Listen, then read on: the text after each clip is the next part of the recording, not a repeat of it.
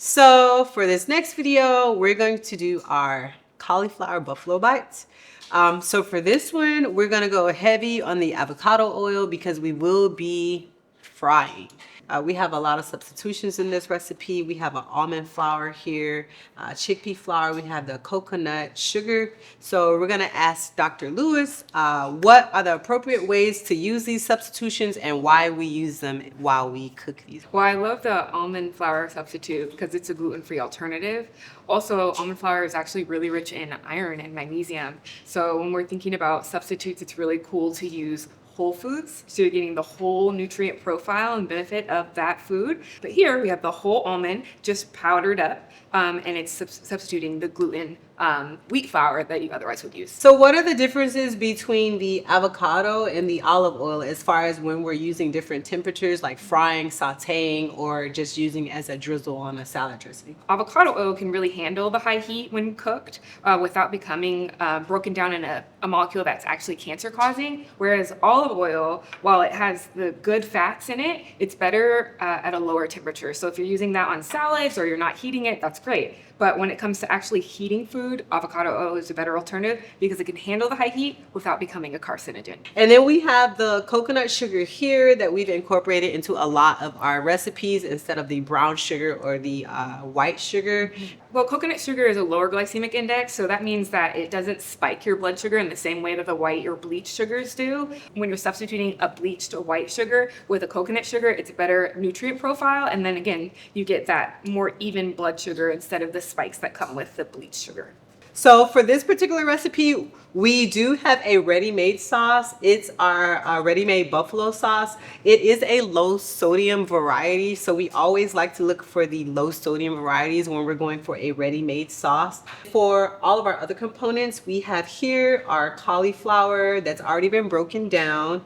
We have our garlic powder, no salt added. We have our no salt all-purpose seasoning here. And then we also have our honey here on the end as a sweetening substitute. So the first step that we're gonna take for our buffalo cauliflower is we're going to turn on our skillet and we're gonna put some avocado oil in there and we're going to heat it on medium heat.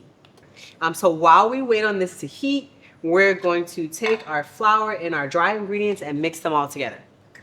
So we have the almond flour that we're gonna mix in first. Perfect. And then we have our coconut sugar. That's gonna go in there. Next, we have all of our seasonings. So we have our garlic. We have our no salt all-purpose. And then we're gonna just mix those together really well to create a nice flour base. And this is where the secret lies. So we're going to take our cauliflower, and in order to make this flour stick to our cauliflower, we're gonna use this honey, right? So this honey is gonna act as a sticking agent. Okay. So let me grab this larger bowl. I like to pour the honey into the bottom of the bowl. That way I can toss the cauliflower on top and then pour the rest in there. And I just like to stir it around so that it becomes nice and sticky. So I'm gonna stir this around. You can use your hand if you want. I'm gonna use my hand in a second. Get the honey all coated around there.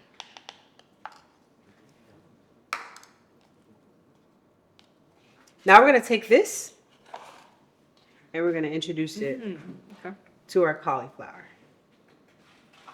We're gonna toss our cauliflower around.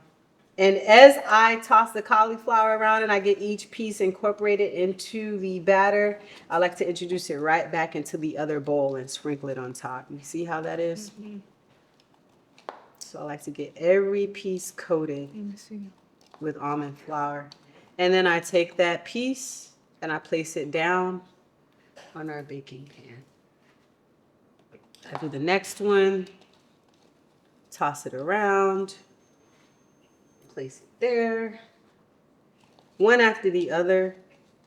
And a fun fact about cauliflower is it's rich in vitamin C, Mm-hmm. as well as magnesium, B12, and even iron. I didn't know that. I didn't know that either. That's a really good fact. So let's move these out of the way. Now we have our coated cauliflower. So these would essentially go right into the pan. But before we do that, we want to show you the sauce. We have our low sodium buffalo.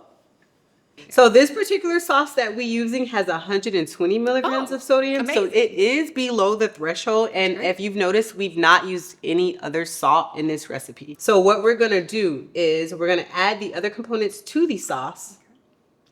So that's our oil. Yep. We'll put the chickpea flour. We're gonna stir it. That's gonna make our sauce thicker, a little bit thicker. And while she's mixing that chickpea flour with the buffalo sauce to make it a little bit thicker, we're gonna go ahead and pan fry these cauliflower. So we're gonna put them right in. You can make this recipe in your air fryer or in your oven,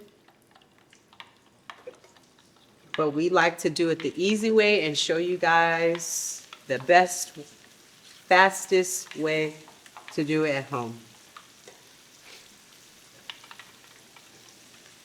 This buffalo sauce is looking amazing, Yes, right? it is. Amazing. So our next step for our buffalo cauliflower is to coat them in the low sodium buffalo sauce.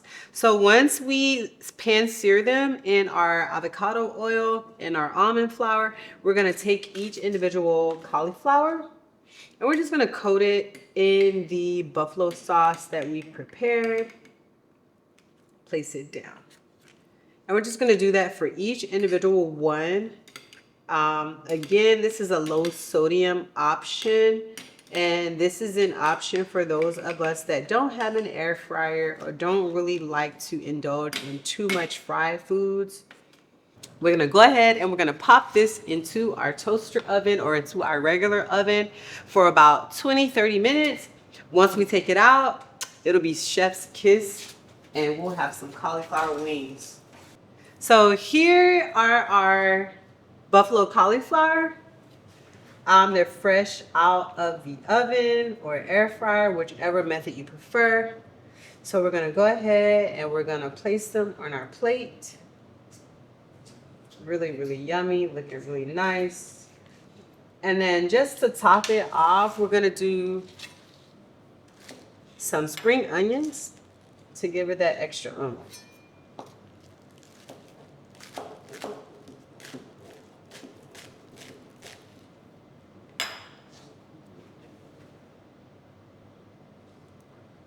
There we go. So one of my favorite ways to enjoy buffalo cauliflower is straight out of the oven with a little scallion on top. So Dr. Lewis is here. I'm gonna show her my favorite way as I place them on the plate. Right? I know. I'm gonna place some of my scallion on top. And what do you think? Really, really nice treat. Yes, really good for dinner, really good for lunch, really, really good for the kids or the family that don't really like the alternative meat options. Now they have a veggie option, cauliflower with buffalo sauce. It's amazing, right? And it's got all the nutritional profile that's necessary, the fiber, the hydration, the vitamin C. Everything all in one. Thank you. Awesome, guys.